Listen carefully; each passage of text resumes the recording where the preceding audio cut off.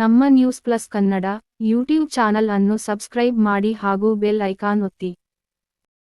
ಇಂದು ಸಿಂಧನೂರಿನಲ್ಲಿ CPI Veerareddy, PI Duragappa ನೇತೃತ್ವದಲ್ಲಿ ತಾಲೂಕಿನ bank ನೌಕರರ ಸಿಬ್ಬಂದಿ ಜೊತೆ ತುರ್ತು ಸಭೆ ನಡೆಸಿ ಬ್ಯಾಂಕ್ಗಳಲ್ಲಿನ ಲಾಕರ್ಗಳಿಗೆ ಇರುವ ಭದ್ರತೆ, ಸಿಸಿಟಿವಿ ನಿರ್ವಹಣೆ, ಎಟಿಎಂಗಳ ಸುರಕ್ಷತೆ ಸೇರಿದಂತೆ ಆಯಾ ಬ್ಯಾಂಕ್ಗಳು ಕೈಗೊಂಡಿರುವ ಭದ್ರತಾ ಕ್ರಮಗಳನ್ನು ಪರಿಶೀಲಿಸಲು ತಾಲೂಕು ಪೊಲೀಸ್ ಇಲಾಖೆ ಮುಂದಾಗಿದೆ. ಬೀದರ್ ಮತ್ತು ಮಂಗಳೂರಿನ ಕೋಟೆಕಾರ್ ಬ್ಯಾಂಕ್ನಲ್ಲಿ ಸಿನಿಮೀಯ ರೀತಿಯಲ್ಲಿ ದರೋಡೆಕೋರರು ನುಗ್ಗಿ ಬ್ಯಾಂಕ್ನಲ್ಲಿದ್ದ ಹಣ, ಒಡವೆ ದೋಚಿರುವುದಕ್ಕೆ ಪೊಲೀಸ್ ಇಲಾಖೆಯ ವೈಲ್ಯದ ಬಗ್ಗೆಯೂ ಆರೋಪ ಕೇಳಿಬರುತ್ತಿರುವ ಹಿನ್ನೆಲೆಯಲ್ಲಿ ತಾಲೂಕು ಪೊಲೀಸ್ ಇಲಾಖೆ ಎಚ್ಚೆತ್ತುಕೊಂಡಿದೆ. ಕೆಲವು ಬ್ಯಾಂಕ್ ಶಾಖೆಗಳು ಭದ್ರತಾ ವಿಷಯವನ್ನು ಗಂಭೀರವಾಗಿ ಪರಿಗಣಿಸಿಲ್ಲ.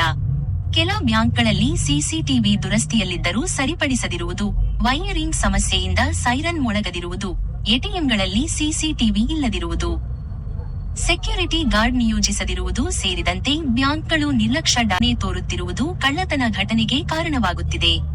ಆದರೆ ಬಳಿಕ ಪೊಲೀಸ್ ಇಲಾಖೆ ಮೇಲೆ ಆರೋಪ ಕೇಳಿಬರುವುದರಿಂದ ಈ ಸಲ ಪೊಲೀಸರು ಈ ವಿಷಯದ ಬಗ್ಗೆ ಮುನ್ನೆಚ್ಚರಿಕೆ ವಹಿಸಿದ್ದಾರೆ.